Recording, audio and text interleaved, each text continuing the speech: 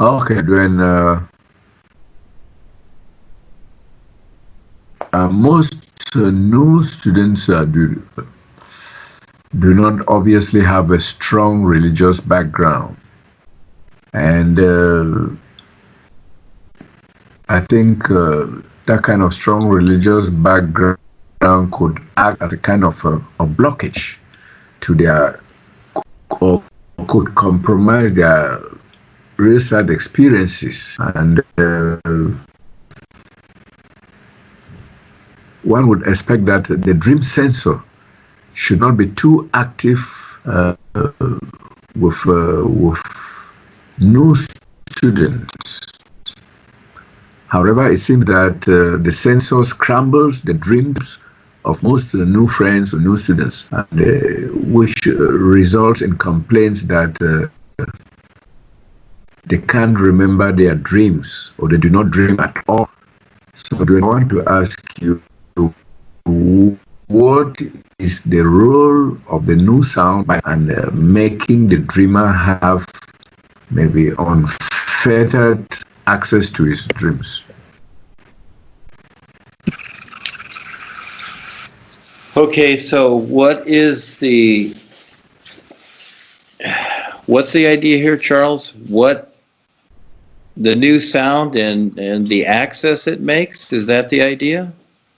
Yeah, because would suppose that new students without a strong religious background or who are just focused on the new presentation should have it easy with remembering their dreams or so.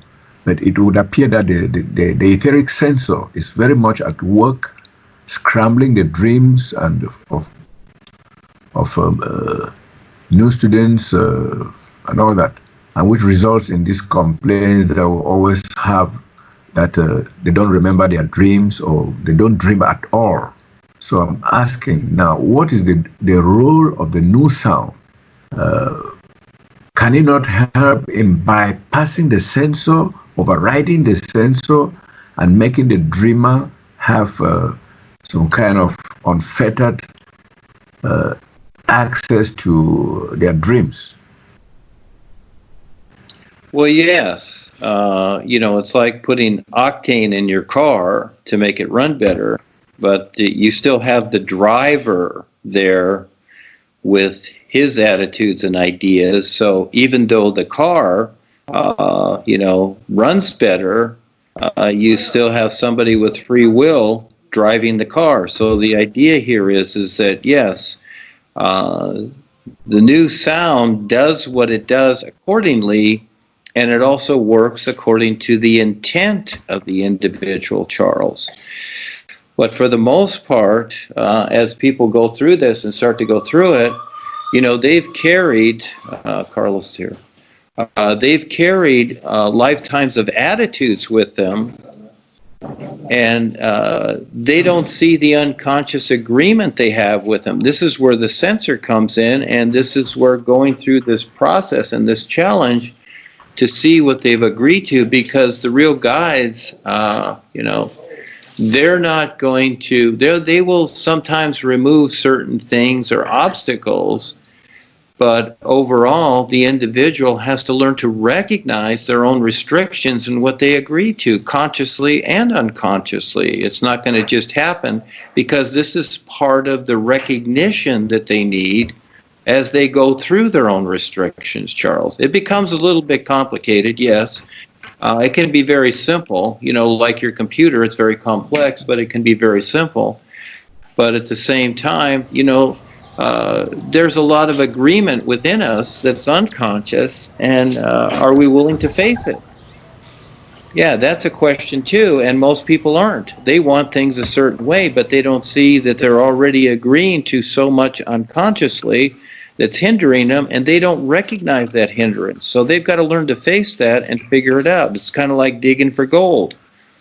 It's not just laying on the surface all the time. Some of the nuggets are, but lots of times you have to dig for it, and you don't even know where it is. So, yeah, there's a lot to take place. So the new you, is not going to magically make everything disappear, because the individual needs even the restrictions that they've created to help them recognize the next step or this reality. You see? There's a lot to it. And so again, it's not just a couple of years or going through a course or this or that. This is the bigger picture, like looking at the sky. Where do you start? Yes, but fortunately, the new presentation is here to let you know there's a lot more than restricting creation. But in the meantime, people keep looking at themselves and how they relate to the ideas that they've carried. So they're really looking at their own restrictions and not seeing, really unconsciously that part. And so that takes a lot to get into, to be exposed for the individual to face it. And I've seen, I've seen the best people come and go, and eventually when this starts to come up and they start to have to face it, they don't want to. They don't want to get through their own restrictions. They'd rather comply. So it's a choice, isn't it? Yeah, this is a big course. Give it 50 or 100 years, and even more than that. It's not a time factor. It's a reality position. It's a real position of actually seeing it and being it how it really, really is.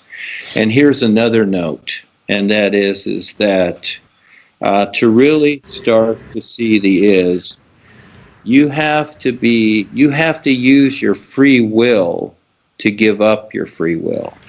And who will do that? You have to use your free will to give up your free will.